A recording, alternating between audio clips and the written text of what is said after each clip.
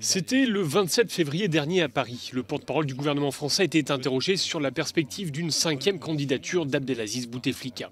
C'est au peuple algérien et à lui seul qu'il revient de choisir ses dirigeants, de décider de son avenir, et cela dans la paix et la sécurité. Vous le savez, c'est un pays ami, c'est un partenaire important auquel nous rattachent des liens d'une exceptionnelle densité, qui sont le fruit de l'histoire. Une histoire marquée par plus d'un siècle de colonisation, puis la guerre d'indépendance à partir de 1954. Un conflit violent qui aura fait près de 300 000 morts et laissé de nombreuses séquelles de part et d'autre de la Méditerranée. 8 ans de guerre qui s'achèvent en 1962 par les accords d'Évian, puis l'indépendance de l'Algérie. Cette page d'histoire douloureuse hantera longtemps les relations entre Paris et Alger. Il faudra attendre 1999 pour que la France reconnaisse qu'il y a bien eu une guerre en Algérie et non pas seulement des événements. Jacques Chirac est alors président français et Abdelaziz Bouteflika vient d'être élu à la tête de l'Algérie. L'heure est aux visites d'État.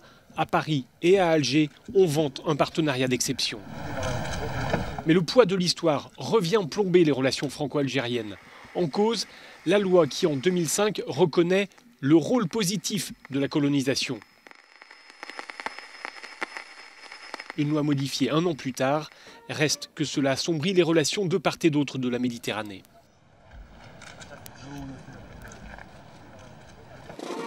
Décrispation avec l'arrivée au pouvoir de François Hollande en 2012. 2 visites à Alger en moins de 3 ans pour le président français.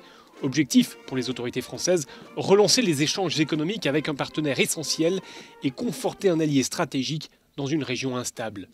Et quand, en 2013, Abdelaziz Bouteflika est victime d'un accident vasculaire cérébral, c'est à l'hôpital militaire parisien du Val-de-Grâce qu'il est transféré. Depuis, les relations franco-algériennes se poursuivent, presque comme si de rien n'était, sauf que c'est le Premier ministre algérien qui pose pour les photos aux côtés des dirigeants français. Emmanuel Macron souhaitait poursuivre la normalisation des relations engagées par son prédécesseur. Aujourd'hui, il suit de près ce qui se déroule à Alger. Exercice périlleux, résumé par un spécialiste. Si la France dit quelque chose sur l'Algérie, cela lui sera reproché. Si elle ne dit rien, cela lui sera aussi reproché.